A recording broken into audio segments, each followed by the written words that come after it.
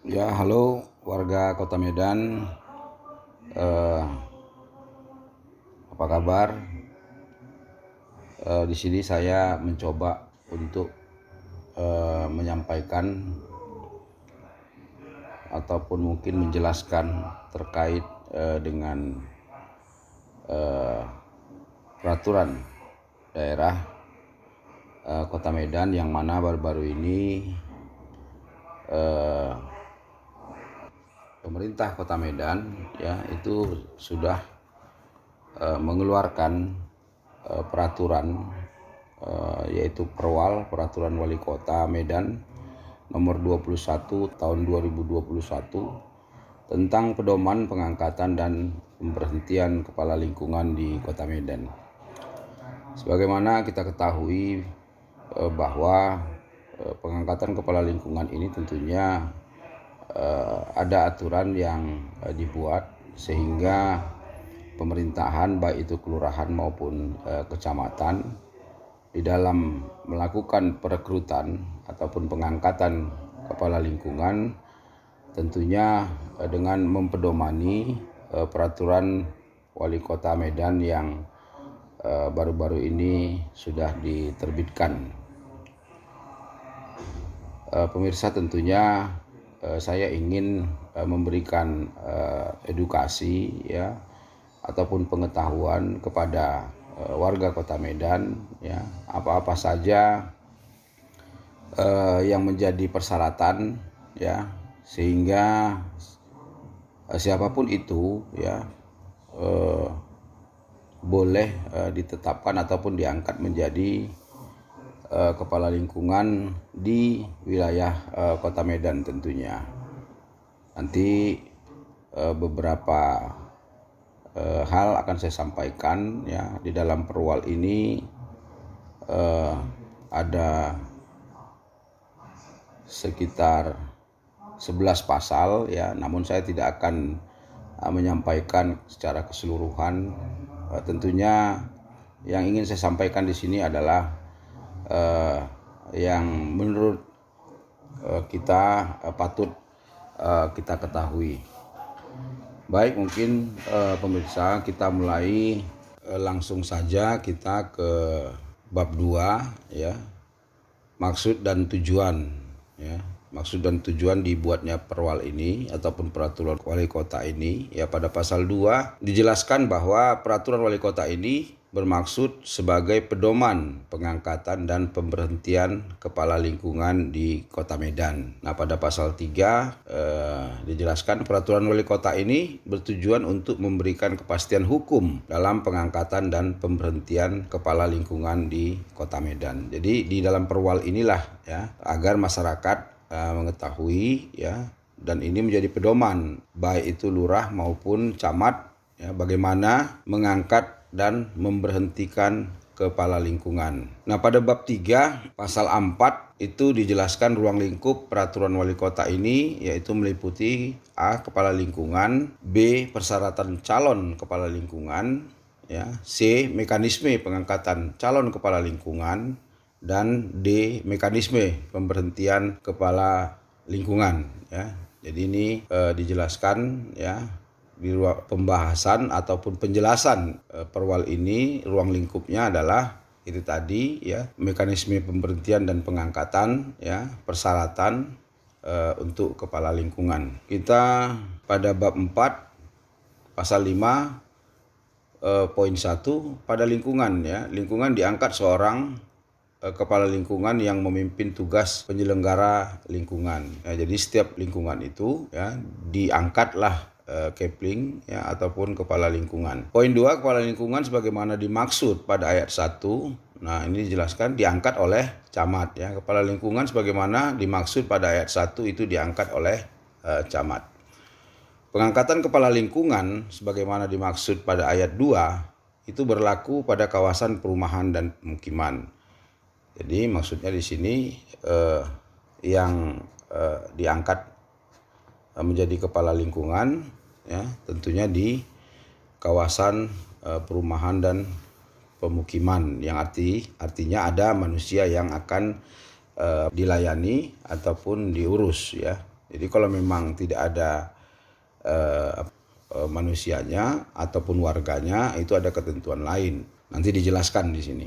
Poin 4, pengangkatan kepala lingkungan sebagaimana dimaksud pada ayat 2 dikecualikan pada lingkungan yang wilayah lingkungannya tidak memiliki penduduk atau nggak ada manusianya ya, atau lingkungan yang berada pada kawasan perdagangan dan jasa, industri atau kawasan tertentu lainnya yang ditetapkan wali kota ya. Jadi kalau di satu wilayah itu tidak ada penduduknya ya, ataupun mungkin wilayah tersebut adalah kawasan perdagangan ya, tentunya pengangkatan kepala lingkungan ini nanti dijelaskan pada poin 5 ya. Pengangkatan kepala lingkungan sebagaimana dimaksud pada ayat 4 dapat diangkat langsung oleh camat ya, atau usulan lurah yang domisilinya berada dalam wilayah kelurahan atau wilayah kelurahan lain masih dalam satu kecamatan ya. Poin 6, apabila pada kawasan perumahan dan pemukiman sebagaimana dimaksud pada ayat 3 tidak ada orang yang berkeinginan ya untuk mencalonkan diri sebagai kepala lingkungan, maka kepala lingkungan diangkat langsung oleh camat atas usulan lurah yang domisilinya masih berada dalam wilayah kelurahan yang sama atau kelurahan lain namun masih dalam satu kecamatan. Nah, pada bab 5 di sini dijelaskan ya tentang persyaratan ya calon kepala lingkungan. Nah, bagi warga Kota Medan ya tentunya ini yang harus kita ketahui ya, menjadi pedoman kita ya. Sebenarnya bagaimana lurah yang menetapkan ataupun memutuskan ya tentang siapa yang bisa menjadi kepala lingkungan. Di sini dijelaskan persyaratannya. Pasal 6 ya, poin 1, untuk dapat diangkat menjadi kepala lingkungan harus memenuhi persyaratan umum dan persyaratan administrasi. Ya. Pada poin 2, persyaratan umum sebagaimana dimaksud pada ayat 1 antara lain A. Bertakwa kepada Tuhan Yang Maha Esa, memegang teguh. Poin B, memegang teguh dan mengamalkan Pancasila, melaksanakan Undang-Undang Dasar Negara Republik Indonesia dan Bhinneka Tunggal Ika. Poin C, itu berpendidikan paling rendah sekolah menengah atas atau sederajat. Poin D, berusia 23 tahun sampai dengan 55 tahun pada saat pencalonan. Jadi usia minimal itu adalah 23 tahun ya, diperbolehkan mencalonkan menjadi kepala lingkungan, dan usia maksimal itu adalah 55 tahun ya. Jadi di bawah 23 tahun tentu tidak memenuhi persyaratan, dan di atas 55 tahun tentunya juga tidak memenuhi persyaratan untuk mencalonkan diri menjadi kepala lingkungan. Poin E, penduduk lingkungan setempat yang terdaftar dan bertempat tinggal paling kurang 2 tahun terakhir terhitung sebelum diterimanya berkas pencalonan kepala lingkungan oleh lurah yang dibuktikan dengan kartu keluarga dan kartu tanda penduduk ya. Jadi di sini dijelaskan penduduk lingkungan setempat, maksudnya ini di kawasan memang ada yang ingin mencalonkan dan kawasan itu adalah kawasan penduduk ya, bukan kawasan perdagangan ya, sehingga memang persyaratannya adalah penduduk lingkungan setempat ya yang terdaftar dan bertempat tinggal paling kurang 2 tahun terakhir sejak terhitung sebelum diterimanya berkas pencalonan kepala lingkungan tersebut. Poin F, berkelakuan baik, jujur dan adil. Ya, saya pikir ini ya haruslah ya. Poin G, tidak sedang menjalani hukuman pidana penjara dengan hukuman badan atau hukuman percobaan. Poin H, tidak sedang dicabut hak pilihnya berdasarkan atas putusan pengadilan yang berkekuatan hukum tetap. Poin I, tidak pernah dijatuhi hukuman penjara berdasarkan atas putusan pengadilan yang telah mempunyai kekuatan hukum tetap karena melakukan tindak pidana yang diancam dengan pidana penjara paling singkat 5 tahun atau lebih, kecuali 5 tahun setelah menjalani pidana penjara dan mengumumkan secara jujur dan terbuka kepada publik bahwa yang bersangkutan pernah dipidana serta bukan sebagai pelaku kejahatan berulang-ulang kecuali dalam hal narkoba. Poin J, bertempat tinggal di lingkungan setempat dalam wilayah kelurahan selama menjabat, ya. Poin K itu memiliki kemampuan dan kepedulian dalam rangka pelayanan pemerintahan, pembangunan dan kemasyarakatan. Poin I, tidak sedang berstatus sebagai pegawai ASN, strip tenaga honorer, dan strip poin M, tidak sedang menjadi anggota partai politik dan atau tidak sedang menduduki jabatan politik, dan poin N, tidak menuntut untuk diangkat menjadi pegawai ASN. Ya, jadi di sini kepala lingkungan, ya, sesuai dengan persyaratannya itu tidak boleh, ya, menuntut untuk diangkat menjadi pegawai ASN, ya. Poin 3, ya, persyaratan administrasi sebagaimana dimaksud pada ayat 1 antara lain fotokopi ijazah, fotokopi kartu tanda penduduk, fotokopi kartu keluarga yang sudah dilegalisir, ya, surat keterangan berbadan sehat yang dikeluarkan puskesmas ataupun rumah sakit, surat keterangan catatan kepolisian atau SKCK, surat keterangan tidak terlibat narkoba dari rumah sakit pemerintah, dan pas foto, ya, 4x6. Nah, itu persyaratan, ya, untuk menjadi kepala lingkungan. Lalu ini yang mungkin lebih menarik, ya, pada bab 7, ya. Di sini dijelaskan juga, ya, bagaimana mekanisme pemberhentian kepala lingkungan, ya. Kalau tadi bagaimana cara ataupun persyaratan pengangkatan kepala lingkungan, di dalam perwal ini juga dijelaskan, ya, bagaimana mekanisme pemberhentian kepala lingkungan. Seperti kita ketahui, banyak masyarakat hari ini, ya, sulit mungkin mengetahui ataupun menyampaikan, ya, jika kepala lingkungan itu memang tidak benar-benar bekerja sesuai yang diharapkan oleh pemerintah maupun tidak mampu memberikan pelayanan yang terbaik kepada masyarakat, namun sulit, ya, untuk bagaimana meminta agar kepala lingkungan ini bisa diganti. Nah, di sini di bab 7, ya, dijelaskan mekanisme pemberhentian kepala lingkungan.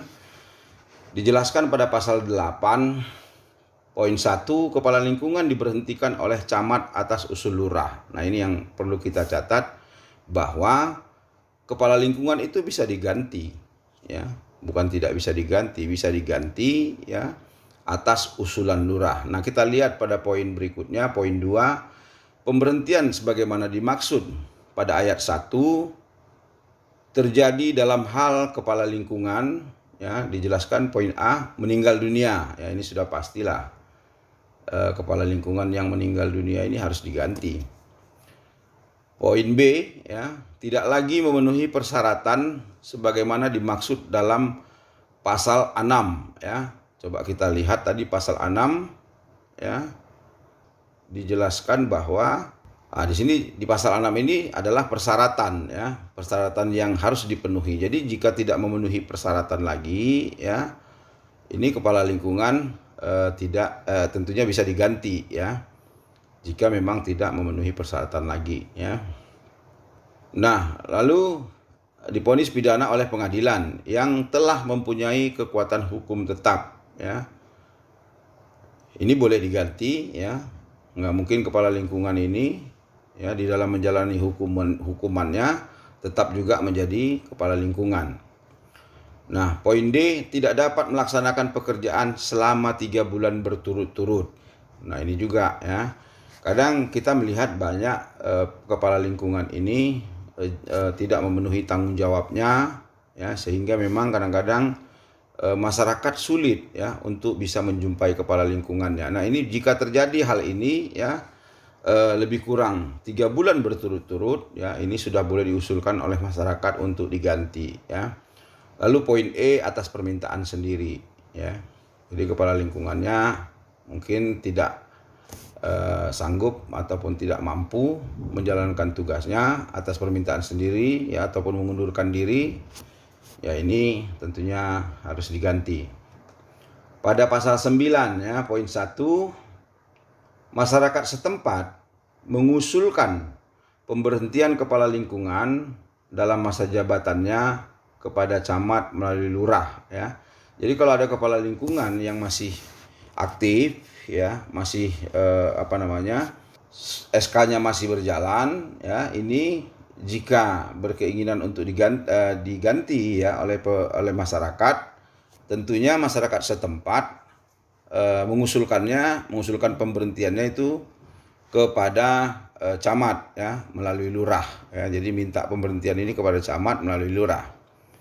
Pada poin 2 di dalam pasal 9, pemberhentian sebagaimana dimaksud pada ayat 1 ya, terjadi dalam hal kepala lingkungan. Nah, ini dia, jika kepala lingkungan ini ya melakukan ya hal-hal yang tentunya melanggar ya. Dijelaskan pada poin A ini, melakukan tindakan yang nyata-nyata merugikan atau merusak nama baik masyarakat setempat, kelurahan ya, merusak nama baik kelurahan, merusak nama baik pemerintah daerah ataupun pemerintah ya. Poin B, berkinerja buruk ya. Nah, ini dia, kepala lingkungan yang kinerjanya buruk ini layak untuk diusulkan diganti. Pada poin C, melakukan perbuatan tercela atau tidak terpuji. Poin D, bersikap otoriter dan tidak adil terhadap masyarakat setempat. Nah, ini jangan mentang-mentang jadi kepala lingkungan ya, tentu bersikap otoriter ya, apalagi tidak adil sehingga memang merugikan masyarakat, ini boleh diganti ya. Poin E itu memprovokasi, membuat keonaran, memfitnah, mengadu domba atau perbuatan lainnya yang mengganggu ketertiban umum dan strip atau kepentingan masyarakat setempat ya. Nah, ini pasal 9 ini diatur ya, apa-apa saja yang dirasakan oleh masyarakat ya terkait dengan kepala lingkungan, baik itu kepala lingkungan yang bersikap otoriter ya, ataupun melakukan perbuatan tercela atau tidak terpuji, langsung saja masyarakat bisa mengusulkannya melalui lurah kepada camat untuk diberhentikan ya. Nah, tentunya camat akan melakukan tindakan-tindakan yang dituangkan di pasal 10 ya, poin 1, sebelum camat memberhentikan kepala lingkungan yang sebagaimana dimaksud dalam pasal 8 ya. Artinya tadi pasal 8 itu sudah saya jelaskan ya, membuat keonaran, perbuatan tercela ya, tidak terpuji. Nah, camat akan memberhentikan kepala lingkungan tersebut ya dengan usulan lurah ya. Camat atas usulan lurah menerbitkan, nah itu dia, camat atas usulan lurah menerbitkan dan menyampaikan surat peringatan pertama ya, surat peringatan kedua dan surat peringatan ketiga ya. Lalu pemberian surat pemberhentian disampaikan 30 hari setelah surat peringatan ketiga. Jadi kalau sudah keluar surat peringatan ketiga ya, tentunya ini langsung diberhentikan.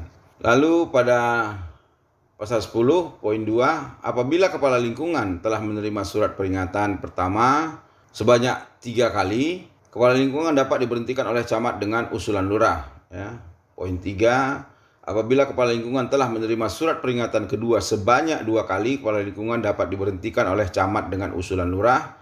Poin 4, lurah wajib menyampaikan usulan pemberhentian kepala lingkungan paling lama 7 hari setelah dilakukan perbuatan berita acara pemeriksaan bagi kepala lingkungan sebagaimana dimaksud pada pasal 8 ayat 2 huruf B dan D. Nah, pada pasal 11 ya, camat dapat memberhentikan sementara kepala lingkungan dari jabatannya apabila kepala lingkungan yang bersangkutan tersangkut kasus pidana yang belum mempunyai kekuatan hukum tetap.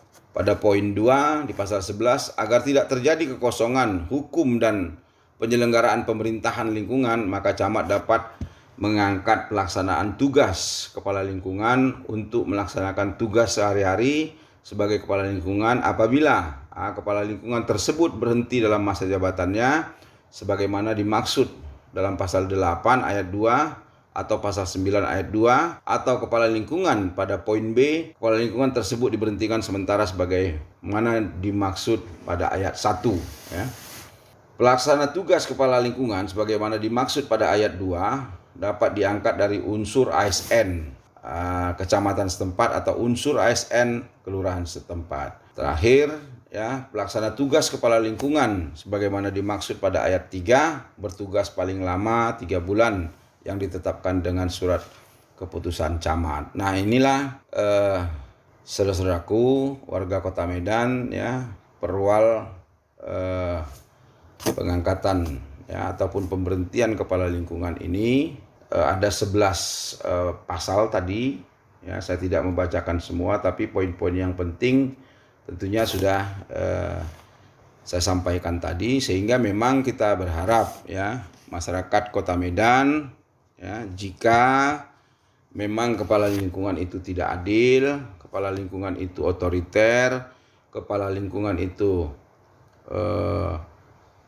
melakukan perbuatan-perbuatan tercela, ya, sehingga memang masyarakat berhak, ya, mengusulkan kepada lurah, meminta kepada camat tentunya untuk melakukan pergantian kepala lingkungan yang bermasalah tersebut. Jadi ini penting, saya pikir, diketahui oleh warga Kota Medan dimanapun, sehingga memang warga Kota Medan, ya, bisa mendapatkan kepala lingkungan yang tentunya mampu melayani, ya, mampu memperhatikan masyarakat di lingkungan tersebut, ya, sehingga tentunya pemerintah Kota Medan, baik itu melalui kecamatan dan kelurahan, ya, sangat terbantu dalam melaksanakan tugas-tugasnya dengan adanya kepala lingkungan yang dekat dengan masyarakat. Ini tentunya yang menjadi harapan kita bersama.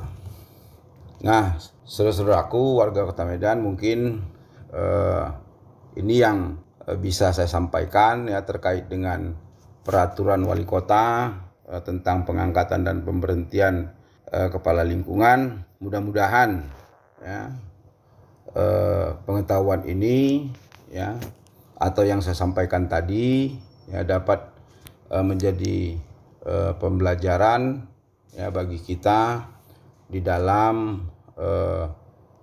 memberikan dukungan ataupun mungkin ingin melakukan pergantian kepala lingkungan yang ada di wilayahnya masing-masing. Demikian, terima kasih. Salam merdeka.